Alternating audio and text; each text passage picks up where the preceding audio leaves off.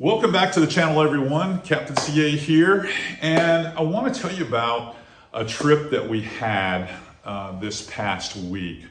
Right now, we're sitting here in my shop because we've got one heck of a front going on outside. We had a bunch of thunderstorms pass through this morning, and the wind has really cranked up again. So that's kind of a standard that happens in the winter. In fact, last week, we did a video on how to find wintertime fishing, how to make it more consistent. And a lot of you checked that video out. Well, now I'm going to give you a perfect example of how that really works. So this week I had Mike Connolly on the boat. We were fishing post front, and the fish started to move around. Water was still cold, but we were like third day past the front. And we didn't have a lot of tide, which sometimes helps the water get warmer quicker. So we took out of the Homosassa River and we fished some areas out in the front there. And we're fishing, and I hit 2 or 3 of the deeper spots first and noticed nothing. We weren't catching anything. I wasn't seeing what I wanted to see. As we moved to holes that were deeper, that were closer to the shallows, I started to see a few fish. That's exactly what last week's video depicted in the example that I was showing you there. So this was textbook stuff. So I got up on the lee side of an island and I started polling Mike. Every once in a while, we'd see a tailer and we had to move slow. In fact, I didn't have the trolling motor in the water. I was just push polling as slow as I could, letting our eyes get adjusted and seeing these fish first.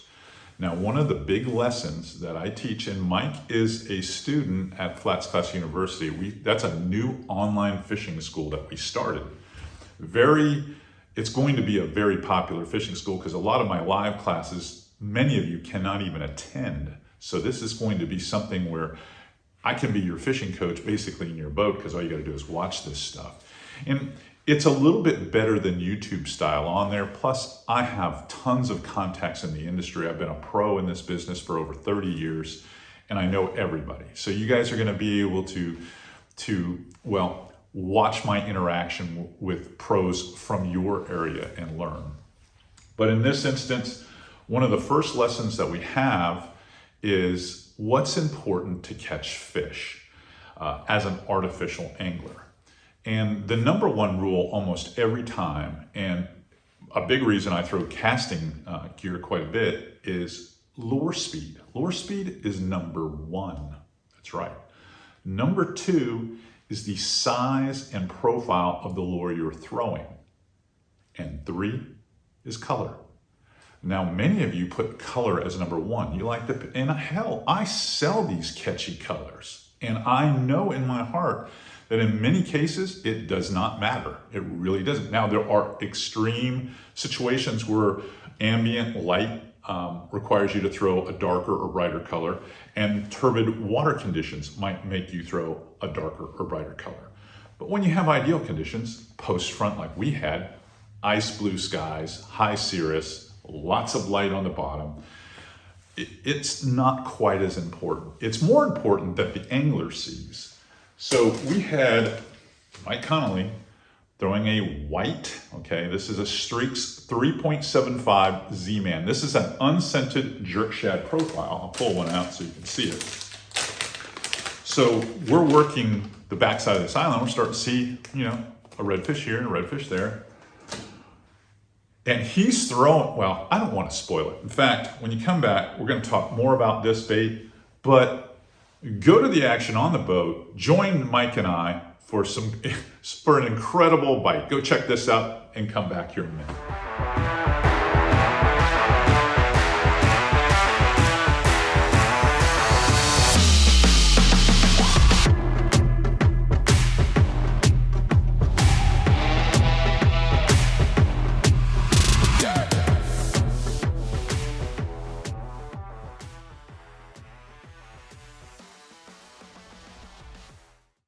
Little tufts of spongy looking material. That's all sponges. Those are natural sponges. That's part of the attraction why we see so many turtles here in the spring, summer, and fall, is because of the sponges. Yeah, they eat them, but it's really part of the ecosystem here that keeps the water so clean too. Oh. Yeah. Well, some people, when the water gets low, they believe that they're rocks. There's something out here moving at your 10 o'clock about 100 yards. Look more up, it's a bird. Yeah. It was a big signature.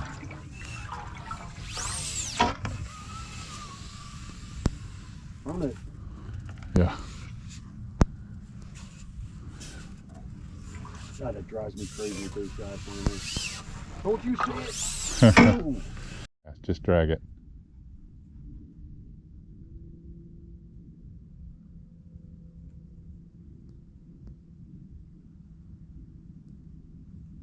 That was a good cast. Let him by enough.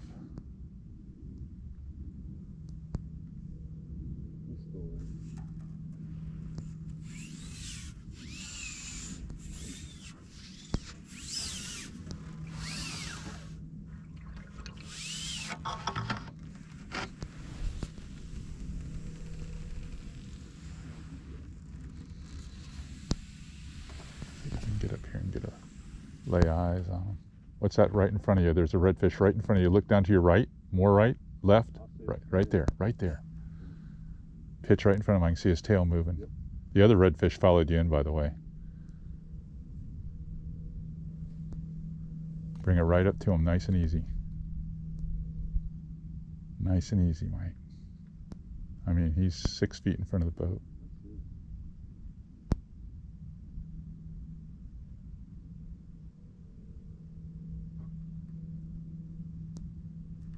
Spook.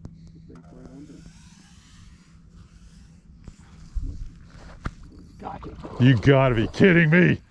Ah, oh, dude, that's how you move it slow, baby.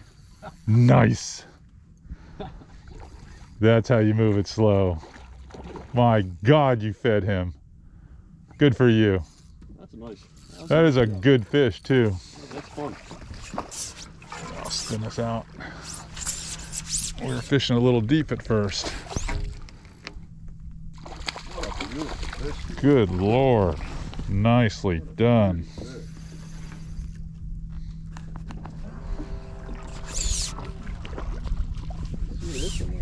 Yeah, you just hang in there. I'm coming down.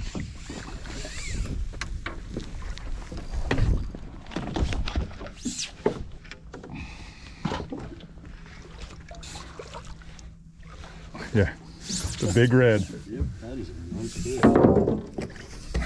Just sitting there dead.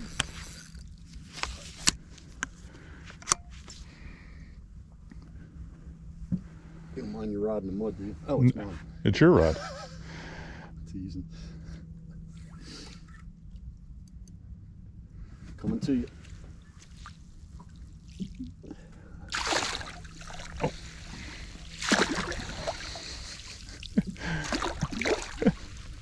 Oh boy, he wants to do what he wants to do. There you go. Wow. Nice job, man. Mike. That's how nice. That's how you feed him, baby. That's how you feed him. Almost like we know what we're doing. Yeah, wow. Just wow. That is a absolute tank. Bail is open. That is a tank. Yes, it is. Oh, nicely done. He was sitting right on it. He wasn't getting off. All right, get a quick nice pick. Fish, brother. Woo. Nice. You're gonna smell good on the ride home. That's all right. I don't care. All That's right. what I came for. Let me get my camera out.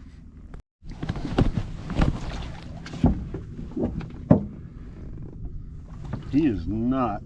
Oh, he's gonna take right off. Yeah, I'm just saying. Put him out there in front of us. Yeah.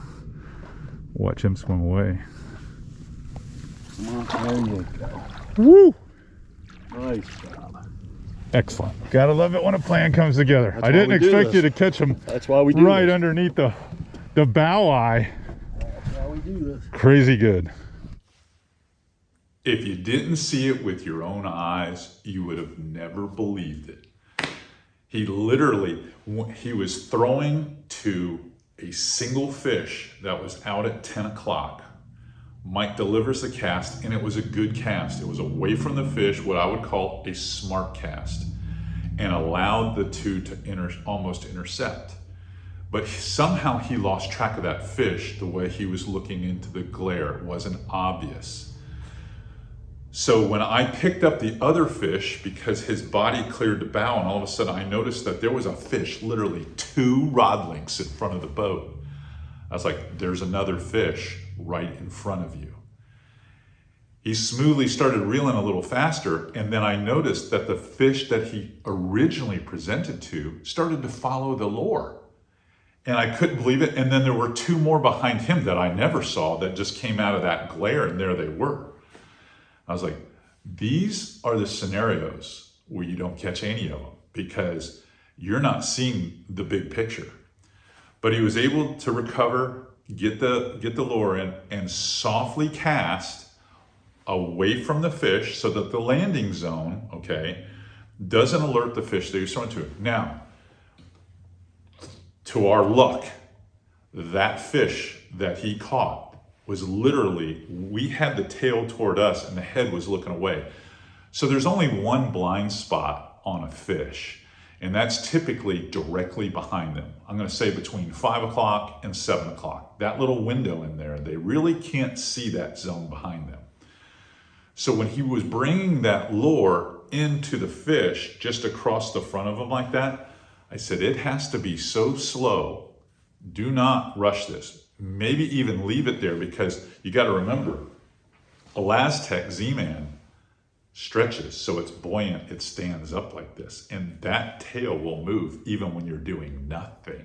Like, everybody's bait does nothing. A LazTech always is moving, always. Remember that. So he's moving that bait and it stops, and then I'm just like barely moving. And he thought the fish was gonna spook, because now he's like right here. He's like right here in front of the fish, and he's not moving it. And I just pushed that pole out of the way, and he was coming tight. And the fish literally ate, because at that point we were a rod length or less away, ate right in front of the boat. And it turned out to be the largest red we caught that day, in addition to those trout.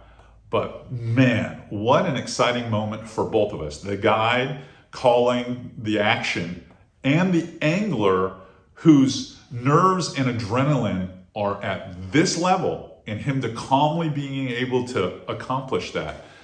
That was a day maker. That one fish set the tone for our attitude the rest of the day.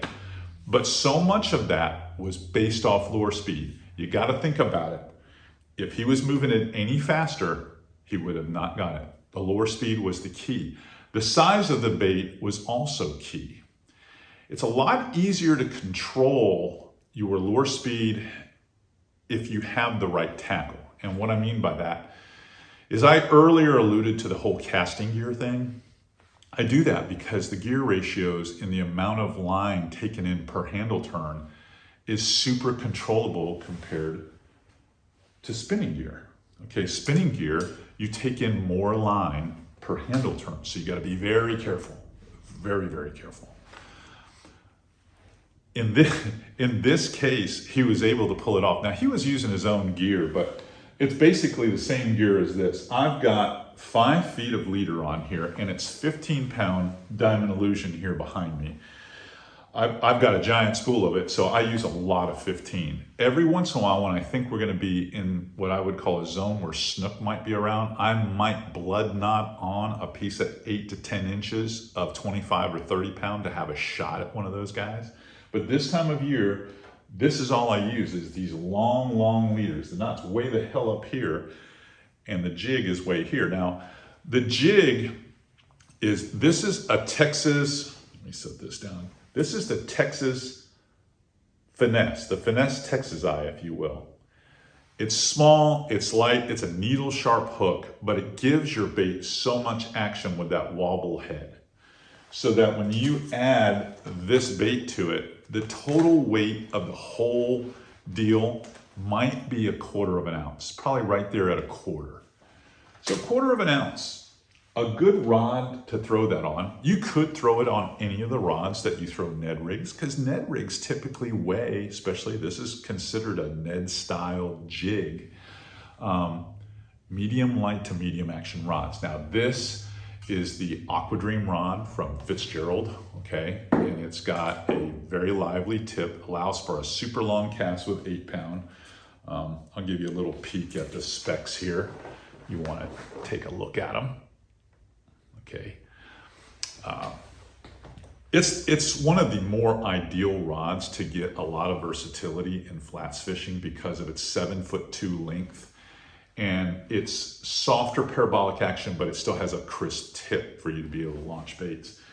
It does a really good job with baits that are from 1/4, in my opinion, to 1/2 ounce. It's a small window, but anything in there like Mirrodines, 1/4 ounce spoons with swivels on them, many of the paddle tails, and we'll talk about paddle tails in an upcoming video.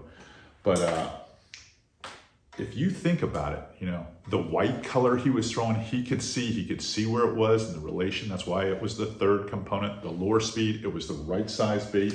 These little 3.75s do a good job. All of that stuff came together just so perfectly to get that fish to eat. Now, could have been throwing a Bugs jig, could have been throwing a lot of different things that would have been the right size, the right speed, still have that lively breathability, but I really do like those Texas Finesse eyes with those little 3.75 streaks. Does a fantastic job. Hopefully you guys enjoyed this little clip from my boat, and you learned something today about the 3 components that make artificial lure presentation a lock to catch a fish. I'm gonna leave you with this. Are you a tackle junkie like me? I mean, I've got a ton of tackle behind me, and no, not all of it is free. And I will prove that if any of you call Sodium here in Crystal River, Sodium Fishing Gear, and ask Seabass what my tab is for the year, it typically, do not tell my wife, runs between $8,000 and $10,000. That's how much money I spend there of my personal money. You know, I don't get everything for free. There's stuff that I want.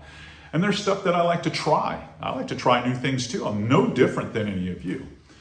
But any of the stuff that you see me promoting here on the channel helps support this channel. And if you join FlatsClass University, you will get a pretty deep discount at sodiumusa.com, because that's Sodium Fishing Gear's online presence, and they're my personal tackle store for FlatsClass University. So if there was any hesitation in joining FlatsClass University, and you're the type of guy that spends, well, a lot of money on tackle, I'm not talking $8,000 to $10,000. I'm talking, just say you spend $1,000 a year. And you may not admit that you do that, but I guarantee you many of you do. This is a great fishing school to join, because it's basically going to pay for itself. All right, until next time, remember, if you love this channel, you love what we're teaching you, like us, share us, comment down below what you want to see, and most importantly, subscribe. Till next time, keep those rods bent, guys. See you on the next one.